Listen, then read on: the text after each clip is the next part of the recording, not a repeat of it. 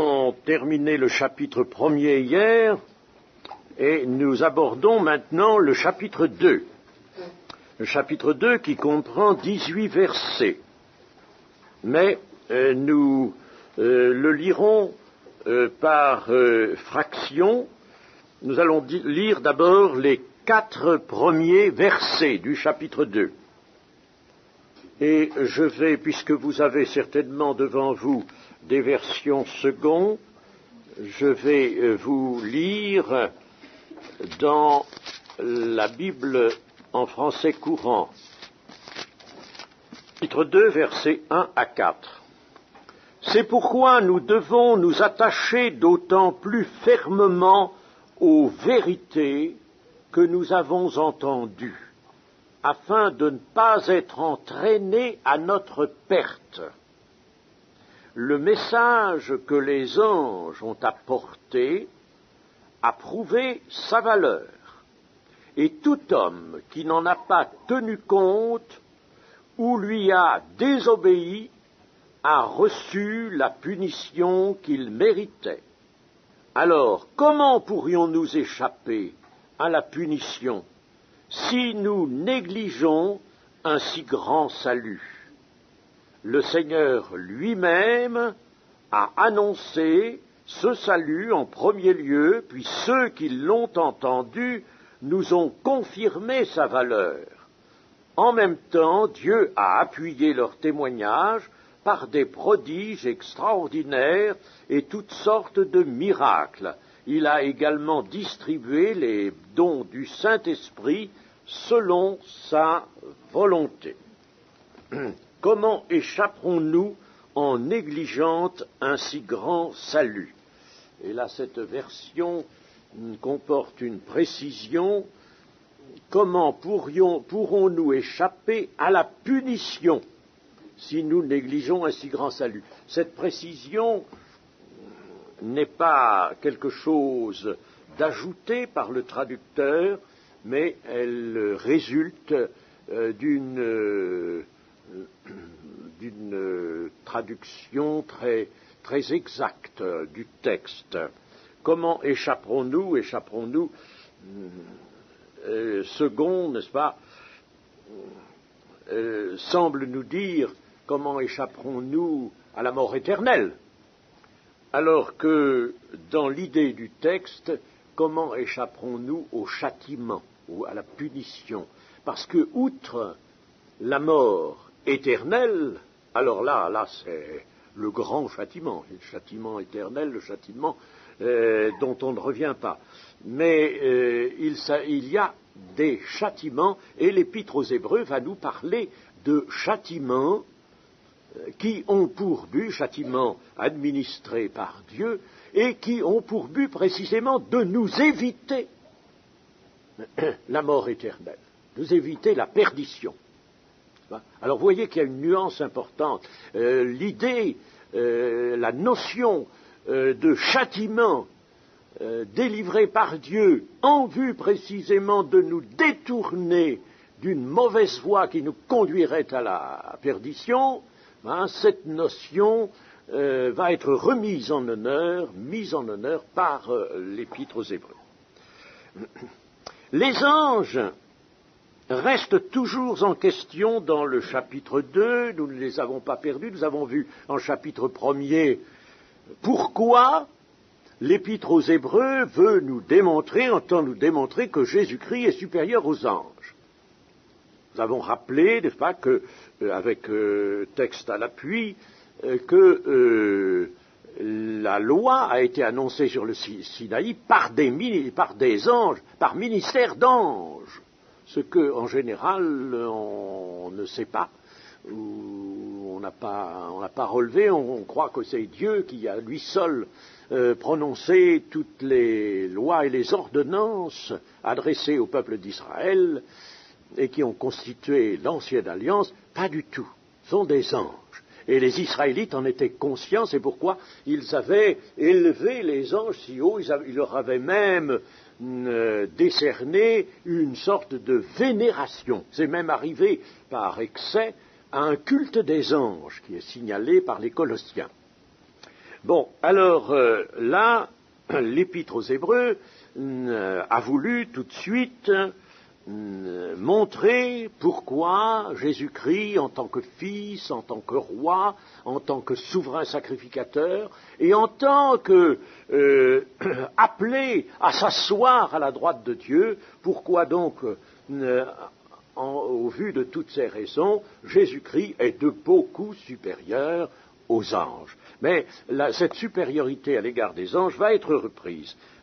Cependant, là, dans les 4 premiers versets, l'Épître va nous parler, nous prévenir contre la négligence du salut. Après avoir établi, par le témoignage de l'Écriture, l'éminente supériorité du Fils de Dieu par rapport aux anges, l'Épître entreprend maintenant de nous donner un avertissement des plus sérieux et des plus graves.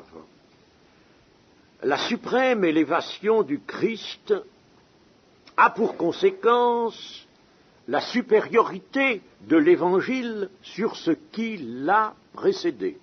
Et cette supériorité, si vous connaissez bien votre Bible, dans 2 Corinthiens, au chapitre 3, Paul la situe très bien aussi. Ministère de la mort, dit-il même, n'est-ce pas, concernant l'ancienne alliance. Ce ministère de la mort a cessé et remplacé par le ministère de l'Esprit, ministère de la vie. Et l'Évangile a pour seul objet le salut éternel des hommes de foi. Voilà, un point, c'est tout. L'Évangile a pour seul objet le salut éternel. Il faut l'affirmer aujourd'hui parce que, nous voyons, vous savez, l'Église est assaillie de tous les côtés. Et vous voyez, en venant à ce séminaire, on m'a encore apporté des preuves de ce que, de tous les côtés, vraiment des efforts concertés par le monde des ténèbres, viennent assaillir l'Église, essayer de la détourner de la vérité et de son chemin. Alors, il faut réaffirmer ceci, c'est que l'Évangile a pour seul objet le salut éternel des hommes de foi. Il n'est pas question d'établir la justice dans un monde qui ne croit pas. Il n'est pas question, par conséquent, d'action politique. Il n'est pas non plus question de ces actions dont, n'est-ce pas, nous parle ou nous propose, que nous propose une certaine association, c'est une association, je crois, œcuménique, une certaine association œcuménique qui malheureusement trouve un certain accueil dans l'Église évangélique. Il n'est pas question de ça. Le seul but, seul objet de l'Évangile est le salut éternel des hommes de foi, des hommes qui se repentent, qui se convertissent et reçoivent la grâce. La loi, qui autrefois fut promulguée par des anges, disposait d'autorité, et tout transgresseur a subi les justes sanctions qu'il méritait, ce que notre texte nous rappelle, car si la parole annoncée par des anges a eu son effet, et si toute transgression et toute désobéissance a reçu une juste rétribution, remarquez ceci, a reçu une juste rétribution, c'est-à-dire une rétribution qui est intervenue avant le grand jugement qui met certains des hommes dans la perdition et d'autres sur le chemin de l'éternité. N'est-ce pas ? Donc une rétribution temporelle, c'est-à-dire dans le temps présent. Une rétribution qui a permis, ou était destinée à permettre, un redressement. Or, l'Évangile annoncé par Jésus-Christ, confirmé par les apôtres et appuyé par le témoignage de Dieu, sous la forme de signes, de prodiges et de miracles, cet évangile appelle la plus entière fidélité sous peine des conséquences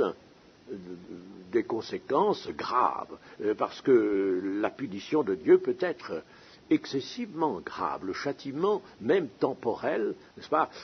Faisons bien la différence, ayez bien dans l'esprit cette différence entre le châtiment temporel, dont nous aurons à parler encore, châtiment temporel qui intervient dans le temps, dit temporel parce qu'il intervient dans les temps actuels, c'est-à-dire avant que les coupables ne soient touchés par la mort et que par conséquent pour eux tout s'arrête.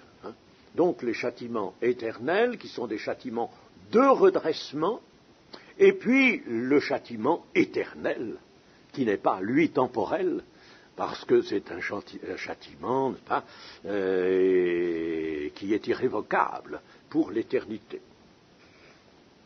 Mais enfin, même le châtiment temporel que Dieu peut employer pour notre rétablissement, notre redressement, appartient quand même aux conséquences, à des conséquences graves de l'infidélité. Comment échapperons-nous en négligeant un si grand salut?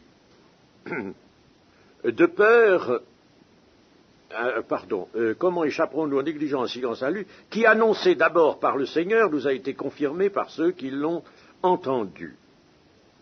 C'est-à-dire, comment échapperons-nous en négligeant un si grand salut, de peur que nous ne soyons emportés loin des paroles entendues?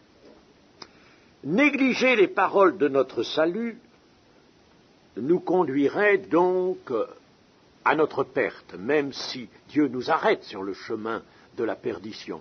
Mais il n'empêche que négliger le salut nous met en direction de la mort. Et l'apôtre Paul, lui, n'hésite pas quand il nous dit que ceux qui s'affectionnent à la chair, eh bien, sont sur la voie de la mort. S'affectionner à la chair, c'est la mort. Il n'y a que l'affection à l'esprit qui est la vie. Donc, négliger les paroles du salut nous conduirait à notre perte et nous risquerions de sombrer. Et il y a des gens qui peuvent sombrer même si Dieu leur administre ou les fait passer par certaines épreuves, leur inflige certains châtiments d'arrêt, certains châtiments temporels, mais ils ne redressent pas leur conduite et alors ils vont à leur perte. L'expression du verset premier est très significative.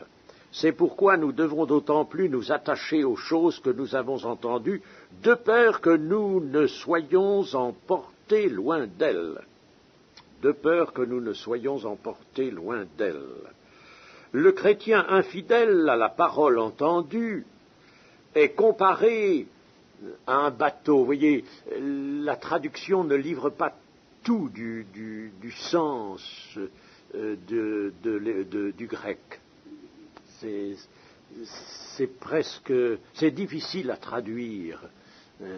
C'est pas toujours facile, la tâche du traducteur est souvent très difficile. Le chrétien infidèle, je répète, à la parole entendue, est comparé à un bateau qui dérive et qui est emporté sans contrôle, qui manque le port où il aurait dû entrer. Voilà la comparaison qui apparaît dans le texte grec. La coupable négligence produit donc une dérive, comme celle d'un bateau qui n'est plus maître de sa direction. La négligence produit donc une dérive, et au bout de cette dérive, il y a le naufrage. À moins que le châtiment du Seigneur soit compris et permette de redresser la marche, de rétablir la bonne marche. La négligence occasionnera certainement un châtiment, comme le passé des Hébreux en témoigne. Mais, évidemment, ce châtiment ne garantit pas, si la chose persiste, si la négligence persiste, le châtiment ne garantit pas que nous serons réellement saufs d'une perdition éternelle. Le grand conseil est donc de prendre garde à tout ce qui peut constituer la négligence du grand salut reçu, et aussi de nous attacher à ce que Dieu nous a fait entendre. C'est pourquoi nous devons d'autant plus nous attacher aux choses que nous avons entendues, nous attacher aux choses entendues. Toute négligence se traduira par une vie chrétienne faible, hésitante, hérissée de problèmes de conscience. Car ce qui fera souvent le malheur, de ce qui fera sentir le malheur, c'est précisément la conscience. N'oublions pas le rôle de la conscience chez le chrétien. Prenons garde aux suggestions de l'extérieur, aux exemples du monde qui immanquablement nous introduiront dans l'oubli des enseignements de l'Évangile et par conséquent nous cesserons d'être attachés aux paroles entendues. C'est le monde qui fera ça, et c'est le diable, en se servant de monde, qui le fera.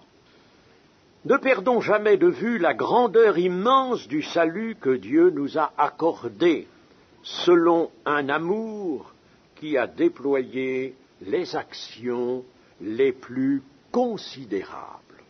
Et nos mots sont faibles.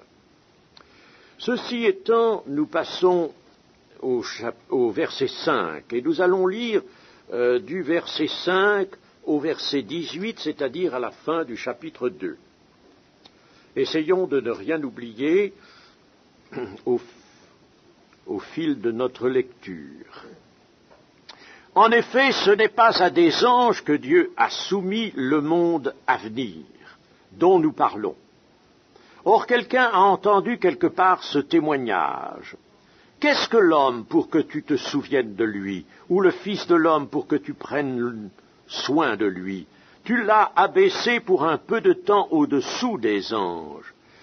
Tu l'as couronné de gloire et d'honneur. Tu as mis toutes choses sous ses pieds. En effet, en lui soumettant toutes choses, Dieu n'a rien laissé qui ne lui fût soumis. Cependant, nous ne voyons pas encore maintenant que toute chose lui soit soumise.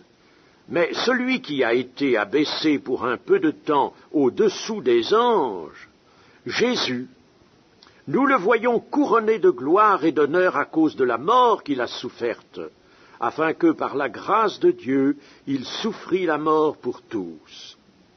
Il convenait en effet que celui pour qui et par qui sont toutes choses, et qui voulait conduire à la gloire beaucoup de fils, éleva à la perfection par les souffrances le prince de leur salut. Car celui qui sanctifie et ceux qui sont sanctifiés sont tous issus d'un seul. C'est pourquoi il n'a pas honte de les appeler frères. Lorsqu'il dit « J'annoncerai ton nom à mes frères, je te célébrerai au milieu de l'assemblée. » Et encore, « Je me confierai en toi. » Et encore, « Me voici, moi et les enfants que Dieu m'a donnés. » Ainsi donc, puisque les enfants participent au sang et à la chair, il, Jésus, il y a également participé lui-même, afin que, par la mort, il anéantit celui qui a la puissance de la mort, c'est-à-dire le diable, et qu'il délivra tous ceux qui, par crainte de la mort, étaient toute leur vie retenus dans la servitude. Car assurément ce n'est pas à des anges qu'il vient en aide, mais c'est à la postérité d'Abraham. En conséquence, il a dû être rendu semblable en toutes choses à ses frères, afin qu'il fût un souverain sacrificateur, miséricordieux et fidèle dans le service de Dieu, pour faire l'expiation des péchés du peuple, car, ayant été tenté lui-même dans ce qu'il a souffert, il peut secourir ceux qui sont tentés. Amen. Voyons d'abord 5 à 8. Qu'est-ce que l'homme pour que tu te souviennes de lui, qui est une citation du psaume 8. Voici un argument nouveau en faveur de la supériorité du Christ sur les anges. C'est toujours là dans ce passage ce que l'auteur de l'épître a en vue, le Saint-Esprit, disons. Jésus est le prince et le dominateur du monde à venir, le monde à venir. Et là que nous trouvons cette expression, le monde à venir. Il y a une émission qui s'est emparée de ça. C'est malheureux qu'on prenne des expressions de la Bible comme ça pour les accaparer et en faire ce qu'on veut. Le monde à venir, c'est une expression de la Bible. Et le psaume 8 nous dit, à partir de son verset 5 et jusqu'à son verset 7, le psaume 8 nous dit ceci. « Qu'est-ce que l'homme pour que tu te souviennes de lui, et le Fils de l'homme pour que tu prennes garde à lui? Tu l'as fait de peu inférieur à Dieu. » Notez bien ceci, de peu inférieur à Dieu. Dans le texte hébreu, il y a Elohim. Elohim. Oui, d'ailleurs, ma version le porte. Votre version aussi peut-être le porte en note. Hébreu, Elohim. Tu l'as couronné de gloire et de magnificence. Tu lui as donné la domination sur les œuvres de tes mains. Tu as tout mis sous ses pieds, les brebis comme les bœufs et les animaux des champs, les oiseaux du ciel et les poissons de la mer, tous ceux qui parcourent les sentiers des mers. Donc, nous allons voir que Jésus est prince et dominateur du monde à venir, mais n'allons pas trop vite. Avant de voir ce psaume, arrêtons-nous à l'expression « le monde à venir » dont nous parlons, dont parle le texte de l'Épître. Ce monde, à la réalité duquel l'Épître aux Hébreux rend témoignage, c'est le monde transformé par la parole de Christ. C'est, autrement dit, si on veut préciser, la nouvelle humanité qui va sortir du salut. Nouvelle humanité, une grande partie, hélas, de l'humanité qui aura pris naissance sur la terre, sombrera dans la mort éternelle, mais de là sortiront les hommes nouveaux. Et alors une nouvelle humanité est en formation, et cette nouvelle humanité va d'abord résider sur la terre transformée. La terre est aussi, ne l'oublions pas, va être entièrement transformée. Elle va connaître une palingénésie, c'est-à-dire un nouvel engendrement. Et le monde à venir dont nous parlons, c'est celui-là. C'est le monde à la réalité duquel l'Épître rend témoignage. Il y a, en somme, deux mondes à envisager et deux mondes qui s'opposent. Le monde ancien, celui qui a été livré au péché et à l'iniquité par l'infidélité d'Adam et d'Ève, et puis le monde nouveau que forme l'œuvre de la rédemption, c'est lui qui prend nom royaume de Dieu, dans sa phase eschatologique, c'est-à-dire dans sa phase future. C'est le royaume de Dieu, qui se révélera pleinement quand le Seigneur Jésus-Christ descendra dans la gloire de Dieu pour régner.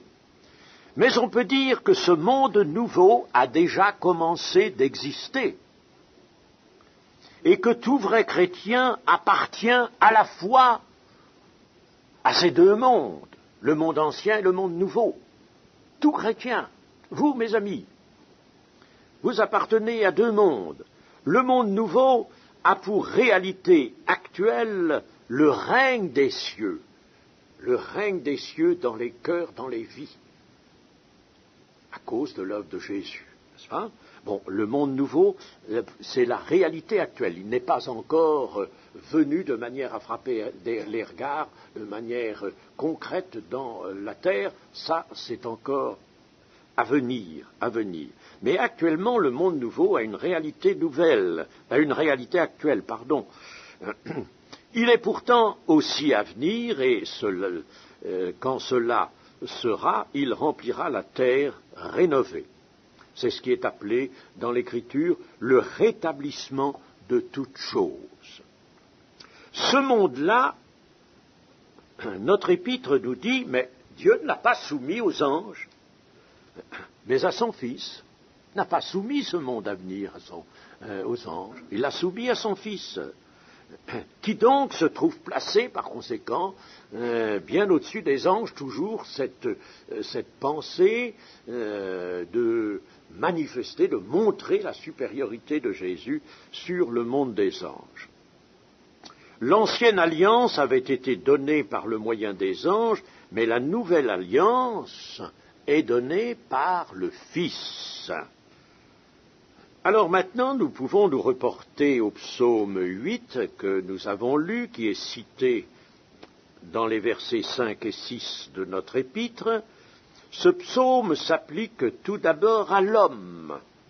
Tout d'abord à l'homme. Hein? Il faut être, bien sûr, certains l'appliquent tout de suite à Christ. Enfin, il faut quand même être juste, être droit avec l'Écriture. On veut bien donner le maximum à Christ. C'est pas nous qui donnons, c'est Dieu, n'est-ce pas? Reconnaître que tout est à Christ, mais il faut quand même être honnête avec l'Écriture.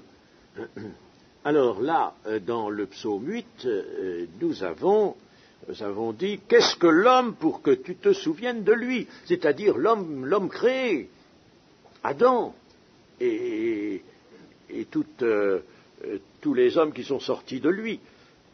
Et le Fils de l'homme pour que tu prennes garde à lui. Tu l'as fait de peu inférieur à Dieu et tu l'as couronné de gloire et de magnificence. Tu lui as donné la domination sur les œuvres de tes mains. Tu as tout mis sous ses pieds, les brebis, les bœufs, les animaux des champs, les oiseaux du ciel et les poissons de la mer. Et c'est vrai que Dieu a donné cette création de la terre et de ce qu'elle porte, il l'a assujettie à l'homme. Assujettissez toutes choses. C'était l'ordre de Dieu. Donc, c'est un rappel ici que fait le psaume 8, et c'est d'abord à l'homme qu'il faut appliquer ce psaume. Compte tenu de diverses traductions, et pour se rapprocher du texte hébreu, on peut retenir le texte suivant. Qu'est-ce que l'homme... Donc voilà une traduction, n'est-ce pas, si vous voulez, qui se veut plus exacte, plus littérale que même notre traduction seconde. Qu'est-ce que l'homme fragile pour que tu te souviennes de lui? Cette notion de fragilité a disparu dans la traduction, c'est dommage, elle existe dans le texte hébreu. Qu'est-ce que l'homme fragile pour que tu te souviennes de lui? Et le fils d'Adam, non pas le fils de l'homme, mais le fils d'Adam. Et le fils d'Adam pour que tu t'en soucies. Tu l'as fait presque l'égal des êtres célestes. Elohim peut être traduit par Dieu, c'est vrai, mais peut avoir aussi pour sens celui-là, les êtres célestes. Elohim, c'est un pluriel. Tu l'as fait presque l'égal des êtres célestes. Tu l'as couronné de gloire et de magnificence. Tu lui as donné l'empire sur les œuvres de tes mains. Tu as tout mis sous ses pieds, brebis et taureaux, et aussi bêtes des champs, oiseaux du ciel et poissons de la mer. Tout ce qui parcourt les routes des océans, Éternel notre Seigneur, que ton nom est glorieux par toute la terre. Voilà une traduction, alors là, tout à fait un peu corrigée, tout à fait littérale. Dans ces versets, le psalmiste s'étonne, en somme, d'un grand contraste qu'il aperçoit entre l'homme qui est tiré de la terre, Adam à ce sens, n'est-ce pas, terre, tiré de la terre, entre l'homme tiré de la terre et qui aujourd'hui apparaît si fragile, alors que Dieu l'a créé de peu inférieur aux êtres célestes. Il y a eu souvent un débat à ce sujet, les darbistes tenaient à ce que ce soit les êtres célestes ou les anges, et puis, en somme, notre épître aux Hébreux, qui cite le psaume 8, adopte la traduction ange, parce que la citation provient de la version grecque, et non pas de la version hébraïque, la version grecque des Septante. Donc, un contraste est aperçu entre l'homme tiré de la terre et qui est fragile, et le fait que Dieu lui a donné tant de choses, toute cette domination, comment Dieu a donné cette domination à un être si fragile tel qu'on le connaît maintenant, fragile. Un rien le fait mourir, un rien. Et il y a un pêcheur un jour, pourtant homme très fort, qui se fait mordre par un brochet. 2 jours après, il était mort. Mais ça paraissait minime, rien. Et il y a quelquefois des causes absolument infimes qui amènent la mort. L'homme est fragile. L'homme est fragile. Alors que Dieu l'a créé de peu inférieur aux anges, aux êtres célestes, et qu'il l'a établi dominateur sur les œuvres de ses mains, ayant tout mis sous ses pieds. Dieu a fait de l'homme, en effet, le maître de toutes choses sur la terre. L'homme apparaît petit, faible, mortel, et pourtant, il a été créé pour une haute destinée.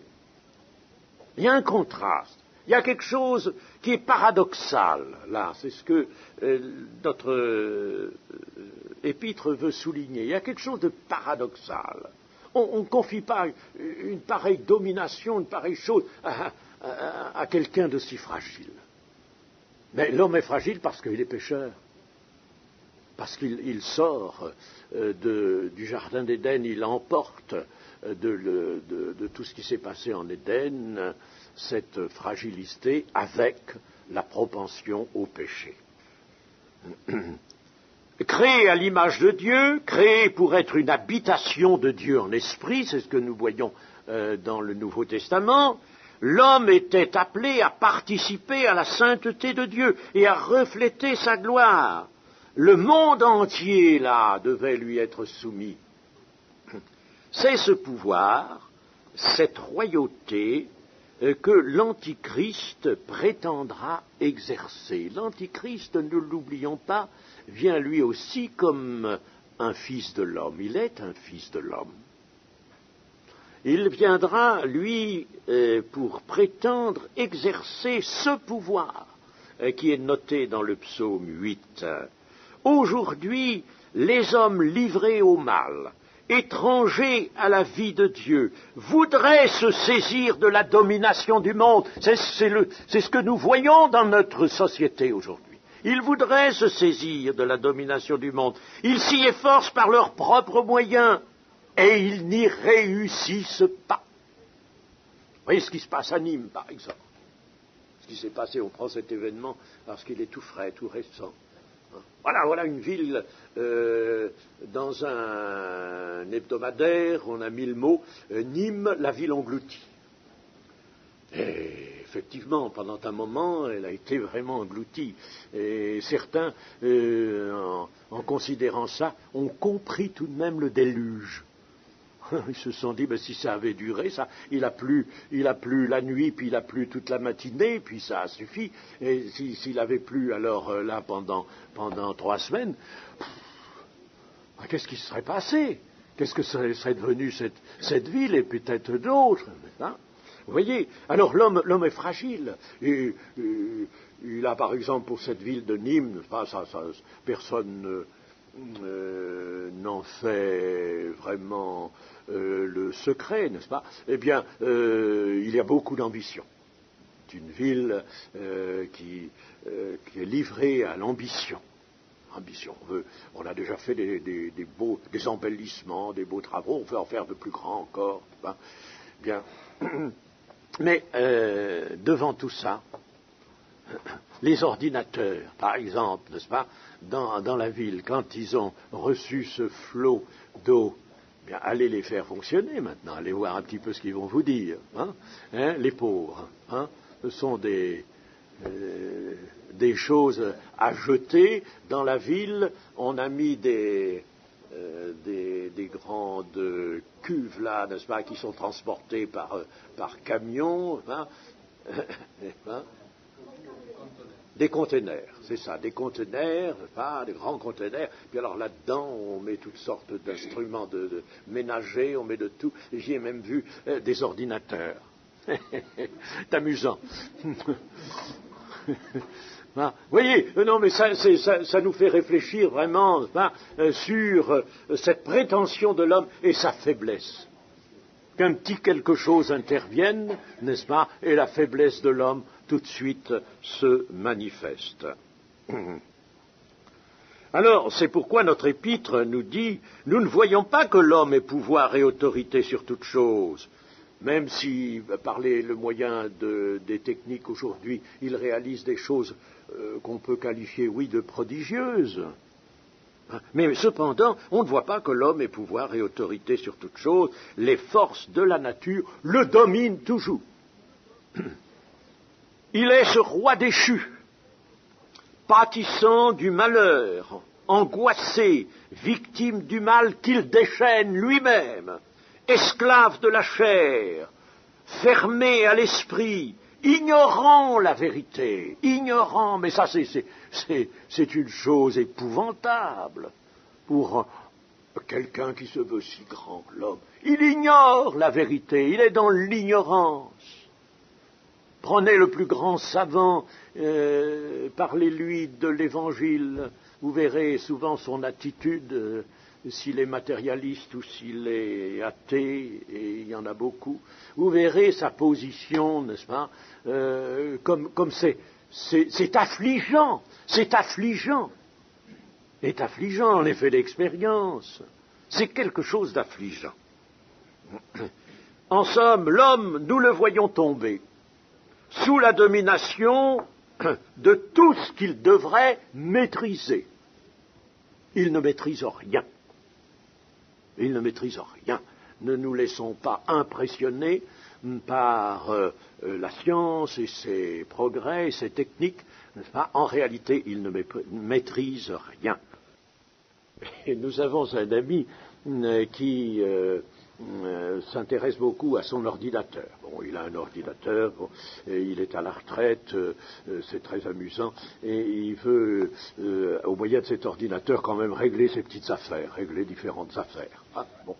Depuis qu'il a cet instrument, il est tellement occupé, et il est pris dans le fond, il est dans les embarras les plus grands. Il ferait mieux de prendre un crayon et un bout de papier, et puis d'arranger les choses tout simplement comme autrefois. Et pourtant, c'est un homme qualifié, hein, un homme qualifié. Bon, alors, la destinée glorieuse de l'homme, pourtant, cette destinée glorieuse de l'homme, elle est affirmée, en dépit de sa faiblesse, elle est affirmée. Et nous la voyons réalisée en Jésus-Christ, voilà ce que nous dit notre épître. Elle va se réaliser, cette destinée glorieuse de l'homme, elle va se réaliser en Jésus-Christ, lui, le second Adam. Le second Adam. Lui qui, ayant été rendu pour un peu de temps inférieur aux anges, étant dans l'enveloppe humaine, il est rendu inférieur aux anges. Eh bien, pourtant, il est couronné de gloire et d'honneur. À cause de la mort qu'il a soufferte, lui qui a pu, par la grâce de Dieu, c'est notre texte qui précise ça, mourir pour tous les hommes. Ainsi, tout ce qui a été résolu par Dieu en faveur de l'homme se trouve accompli en Jésus-Christ. Et ce qui est accompli en Jésus sera vrai pour la nouvelle humanité tout entière, cette humanité qui est née de nouveau. Cette humanité rentrera dans le plan de Dieu aux côtés de Jésus-Christ. Et c'est pourquoi les rachetés du Sauveur régneront avec lui. Régneront avec lui. L'humanité tout entière retrouvera ces prérogatives magnifiques que Dieu lui a accordées et qui ne sont pas perdues. Je vous lirai à ce sujet dans l'Apocalypse au chapitre 22, les versets 3 à 5. Il n'y aura plus d'anathème, le trône de Dieu et de l'agneau sera dans la ville, ses serviteurs le serviront et verront sa face, et son nom sera sur leur front. Il n'y aura plus de nuit, et ils n'auront plus besoin ni de lampe ni de lumière, parce que le Seigneur, Dieu les éclairera, et ils régneront au siècle des siècles. Ils n'auront plus besoin de lampe et de lumière, et vous savez, si Jean, peut-être, avait voulu prolonger un peu son inspiration, il aurait dit « ils n'ont plus besoin d'ordinateur ». Ainsi, tout ce qui a été résolu par Dieu se trouve accompli en Jésus-Christ et revient à la nouvelle humanité. En Jésus et par lui, l'homme, déshérité à cause du péché, déshérité qu'il est à cause du péché, sera remis en pleine possession de la domination première. Alors cela appelle des observations. Évidemment, ça ralentit ce que je fais là ralentit notre étude, mais tout de même, on ne peut pas perdre des occasions aussi bonnes que celle-là de faire place à notre petite, je dirais pas notre jugeote, mais à des observations qui s'imposent. Première observation. Le règne sur le monde à venir, tel qu'il est évoqué par le psaume 8, appartient donc à l'espérance. À l'espérance. L'espérance que doit avoir tout enfant de Dieu. C'est l'héritage promis à Abraham. C'est ça, l'héritage. Ça fait partie, si vous voulez, c'est en gros, c'est l'héritage promis à Abraham, c'est l'héritage des saints dans la lumière, c'est le même, l'héritage promis à Abraham, c'est l'héritage des saints dans la lumière, c'est l'héritage éternel, dit aussi notre épître aux Hébreux au chapitre 9. Cette promesse formelle de l'héritage éternel peut être savourée par tout croyant, dans la mesure où ce n'est plus lui qui vit, mais Christ qui vit en lui. Si Christ vit en nous, nous pouvons savourer ça. Nous avons cet héritage. Il ne faut pas que ce soit l'ambition humaine qui s'engouffre là-dedans, n'est-ce pas? Mais il faut dire tout de même, n'est-ce pas, avec adoration de Dieu, Seigneur, oui, eh bien, je vis, c'est Christ qui vit en moi, et je vois devant moi, je me réjouis déjà de l'héritage auquel je vais participer. Si Christ vit en lui, bien sûr, et l'héritage peut être savouré dans la mesure où l'homme a laissé remplacer sa nature humaine, héritée d'Adam pécheur, par la nouvelle nature que Christ crée en lui. Nous sommes une nouvelle création, une nouvelle créature, dans la mesure où il n'appartient plus au monde ancien. Si nous voulons appartenir au monde ancien, alors là, nous nous séparons, nous nous coupons de l'héritage réservé aux saints. Nous nous coupons de Jésus-Christ, nous nous coupons de l'héritage. Dans la mesure où il n'appartient plus au monde ancien, mais au monde à venir. Appartenons au monde à venir. Voici, dit l'Apocalypse, presque à la fin, voici, je fais toutes choses nouvelles. Et ça, chers amis, mais nous avons besoin de nous le redire, ça. Nous avons besoin de vivre avec ces paroles-là. Voici, je fais toutes choses nouvelles. Ne revenons pas aux choses anciennes qui vont périr. Je fais toutes choses nouvelles. Deuxième observation. Jésus a été abaissé pour peu de temps en dessous des anges. Et cela ne nous étonne pas, puisque dans l'épître aux Philippiens, nous l'avons, n'est-ce pas, au chapitre 2, que Jésus s'est dépouillé, et il n'a pas regardé comme une proie à arracher de rester égal à Dieu, mais il s'est dépouillé, il a paru comme un simple homme, comme un serviteur. Donc, il a revêtu la nature humaine. Il s'est identifié aux hommes, il s'est identifié à nous, afin que les hommes s'identifient à lui par la foi. Vous voyez la réciproque. Faut toujours penser à cette idée de réciproque que le Seigneur Jésus a bien souligné quand il a dit « Demeurez en moi et moi je demeurerai en vous ». Moi, avec ma victoire, avec l'héritage, parce que c'est moi l'héritier, et vous, vous êtes co-héritier. Alors, avec ma victoire, avec l'héritage, moi je viens demeurer en vous. Mais vous, demeurez en moi. Demeurez en moi. Alors, il y a cette réciproque. Christ commence par s'abaisser. Et Darby dit s'anéantir, vraiment, paraissant comme un simple homme. Il s'identifie à l'homme. Il s'identifie à l'homme pécheur, tout en n'étant pas lui-même pécheur. Mais il s'identifie à l'homme pécheur. Et le salut, c'est que les hommes pécheurs repentis, ayant reçu en eux la lumière de la vérité, s'identifient à lui. Vous voyez, lui s'identifie à l'homme pécheur. Et l'homme pécheur repenti s'identifie à ce grand Seigneur, s'identifie à ce Dieu qui vient. Il s'identifie à lui, à l'humanité que revêt ce Dieu qui vient. Voilà, la réciproque. Demeurez en moi, et moi, je demeurerai en vous. La réciproque.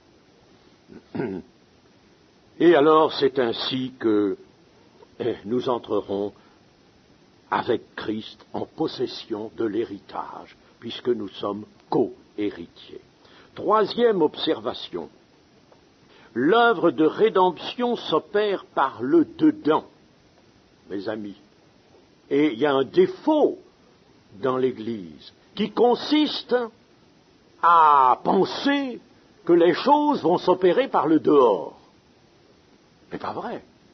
Ne peut pas s'opérer par le dehors. Tous ceux qui ont cette pensée, qui sont lancés sur cette mauvaise voie, eh bien, échouent évidemment, n'est-ce pas? Jamais ils ne deviendront chrétiens.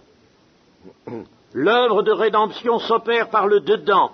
Ce qui souille l'homme, ce qui le perd, provient du dedans, a dit Jésus. Ça provient du dedans. L'œuvre de rédemption s'opère par le dedans. En conséquent, tous ceux qui sont encore dans les dehors et qui pensent qu'à raison de leurs attitudes, en raison de quelques petits changements, ils vont pouvoir s'intégrer au monde chrétien, eh bien ceux-là se leurrent. Il faut donc que l'œuvre de rédemption s'opère du dedans de l'homme, par le dedans de l'homme.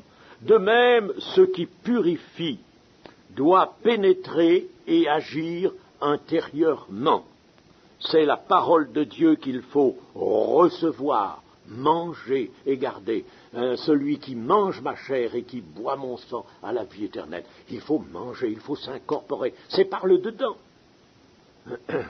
Et dans la vie chrétienne, c'est par le dedans toujours que nous arriverons véritablement à réaliser notre vocation. Ainsi, que notre communion avec Jésus soit réelle, profonde et constante, pour que par sa force et sa victoire s'opère en nous dans l'être intérieur, dit Paul, dans l'être intérieur, la palingénésia, c'est-à-dire le nouvel engendrement, et cela même, dit l'Épître aux Éphésiens, en plénitude. En plénitude. Notre communion avec le Seigneur Jésus, si elle est réelle, profonde et constante, par la force et la victoire, eh bien, la palingénésia, le nouvel engendrement, s'opère dans l'être intérieur, par le dedans dans l'être intérieur, et cela en plénitude. Si nous réalisons bien tout cela, si par la foi, d'abord nous sommes intelligemment conscients de ce que nous dit la parole de Dieu, parce qu'il faut la comprendre, il faut la recevoir avec intelligence, eh bien alors là, ce sera dans l'être intérieur. Nous ne chercherons rien qui s'opère extérieurement, rien dans les apparences, dans les actes que nous imaginons. Les véritables actes, les actes qui sont valables et qui sont un témoignage, proviennent précisément de ce qu'il y a au-dedans. Ils sont l'extériorisation alors de ce qu'il y a au-dedans. Et il faut que s'opère en nous une palingénésia, car le mot est appliqué concernant la terre, le rétablissement des choses à venir, c'est la traduction de la palingénésia, et puis la palingénésia est appliquée aussi dans un texte, dans une épître pastorale, est appliquée à l'expérience intérieure de l'homme. La palingénésia, un nouvel engendrement, l'homme nouveau, et cela en plénitude.